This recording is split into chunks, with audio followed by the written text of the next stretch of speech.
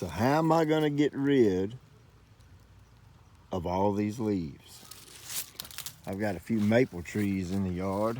1, 2, 3, 4, 5 that I planted about 5 or 6 years ago. They're growing aggressively and they got leaves on them. And I need to get the leaves off the yard.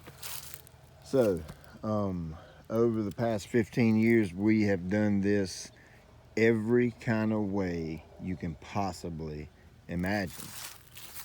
We've bagged them, we've blown them, we've mulched them, we have rode over them several times with mowers. And for about the past 5 or 6 years, we have decided that there's only one real good way for us to get leaves up, and that is to blow them with a blower. Now, before we get into this, you're going to have to realize that everything I say and do and recommend is going to be based off the health of the turf. I really don't care how hard the work is. I really don't care how much more time it takes to do the work. None of that is of my concern. I simply care about keeping the turf as healthy as I can possibly keep it. So why don't I like bagging or mulching leaves? Well, the reason is majority of mowers that homeowners use, the leaf collection system isn't strong enough to make one pass and completely suck the leaves up. I'm not saying all of them aren't, but the majority of them, it's just common knowledge, they're not a good strong commercial mower. And even some of your commercial mowers, we've had 3 walkers, and the walkers would leave dust trails of leaves. So I know dang and well the riding type John Deere tractor, whatever you call it, just can't do that. So our X-Marks with the bagging systems do a fairly good job at it, but it still leaves trails of leaves or dust behind, little bits and pieces of leaves. And of course, most people want to get the yard super clean when they get their leaves up, so they have to go over the grass again and make a second pass. Well, this is incredibly stressful on the turf, very stressful. So that's why we just made it a company policy 5 or 6 years ago that we're strictly going to blow the leaves, remove them from the grass, whether that would be blowing them in the woods, blowing them out to the street where the city can pick them up. Or we actually been fortunate enough that we have 2 trucks with the big leaf boxes on them, and we can actually blow them in a driveway and suck them up with the billy goat debris loaders and haul them off. I realize not everybody has that option. I don't have that option here at my house.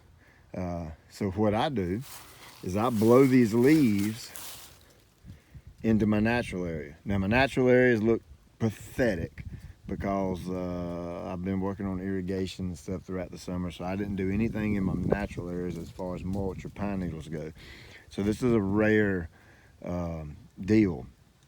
But even if I did have pine needles, I would blow my leaves up in here because it doesn't bother me to look at the leaves in the bed, because I know that once these trees are clean, I'm going to take these leaves and I'm going to blow them out to the street, and I'm going to send one of my trucks by and let them suck them up and be done with it. Or I may even just put a little extra pine needles here and just cover them up and let them rot and become organic matter. Speaking of organic matter, yes, leaves will break down and decompose and turn into organic matter for the dirt, which is wonderful, great, in small amounts. Leaf dust, when it's dry and you're bagging those leaves and it's throwing all that excess dust out the back and putting it back in the ground, that will weaken and thin out the turf. I've just seen it too many years, seen it happen too many times. That's what it does. So in my opinion, our opinion, we like to blow the leaves clean, then mow the grass. Yeah, it takes longer, but as I said before, I'm not very interested in how long it takes or how hard the labor is, because I don't care. I want my grass to look good.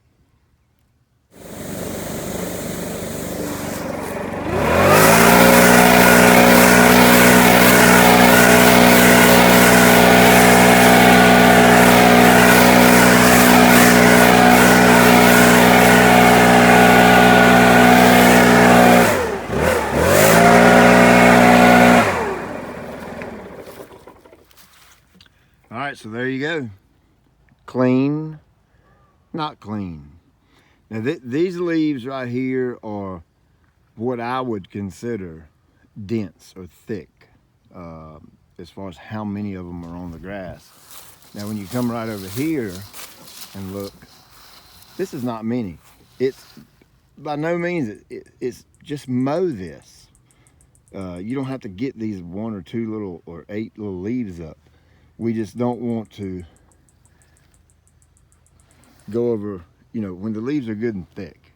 Because just from what I've learned with experience and seeing people do this, they'll take their mower and they'll ride over these things 3 or 4 times and try to chop them up, bag over them 2 or 3 times and try to get them up clean. But look how clean this is. Look how easy it is with a blower versus trying to bag them up.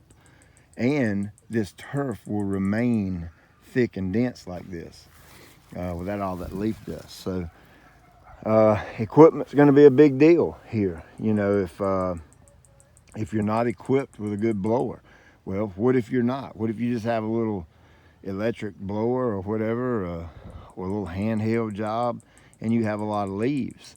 Well, my suggestion is to invest in a good backpack blower. This, and I'm by no means sponsored by Stihl, or they don't pay me anything or whatever. This is a BR 700 and is absolutely bad to the freaking bone. It's lightweight. They're about, I think they're about 550 bucks or so, and it will blow large quantities of leaves in a short amount of time. So that's just what we choose. Red Max makes a good blower. Echo makes a good blower. They all make a good blower. This is just the one we like. So, you know, if you're a homeowner and you think, oh gosh, $500 for a blower, that's crazy. Are you going to be doing leaves year after year after year after year after year? Well, the answer is probably yes, unless you plan on moving soon to a house that doesn't have any trees. So go ahead and bite the bullet and invest in a excuse me, and invest in a very good piece of equipment, and this thing will last you a long time. I mean, one homeowner using the blower 6 or 8 times during leaf season, and then blowing your driveway off once a week or whatever when you're mowing, man, this thing will last you a lifetime. These commercial blowers are made like that. We get years of use out of these things, and that's doing, oh my gosh, I can't even tell you how much blowing time the blowers get on them. They don't have an hour meter on them, but it's a buttload of time, and they last us a long time. So I would recommend getting that. So here's something else to consider. You know, sometimes, or a lot of the times, the grass or your fescue is going to slow down in growth in late winter or late fall, and you know, you've got leaves on the ground. Maybe the grass doesn't need cutting that particular week, but you still have leaves on the grass.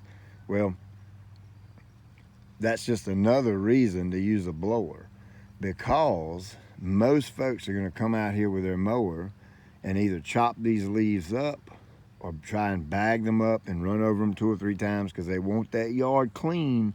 Let's get those leaves off. Let's get every single last one off. So they're going to ride back and forth on this 2 or 3 times to clean it up real good, and you just added a tremendous amount of stress to a yard that already didn't need to be cut. How often should you get your leaves up? Well, I've intentionally left this area under these trees go for 2 weeks. just to be able to make this video. And let me show you what I mean. Look at this. See these thin spots? See this turf grass right here changing colors and yellowing out? Let me get another piece right here beside it. And let's put them side by side. Look at there. Look at the difference in the color.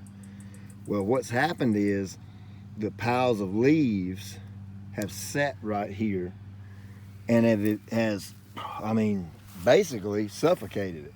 It's no different than you taking a blanket and dropping a blanket down here and leave it. So we, our maintenance crews get the leaves up at our properties once a week, religiously. We're there every week. We do not skip weeks unless it's just absolute rain that it just really screws up the schedule.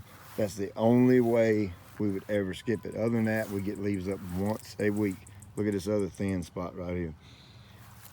Now, if I left these leaves laying on this grass and never got them up, this entire area right here would end up looking like that. Now, will it heal up? I don't know. That really depends on just how dense and thick the leaf layer is on top of it.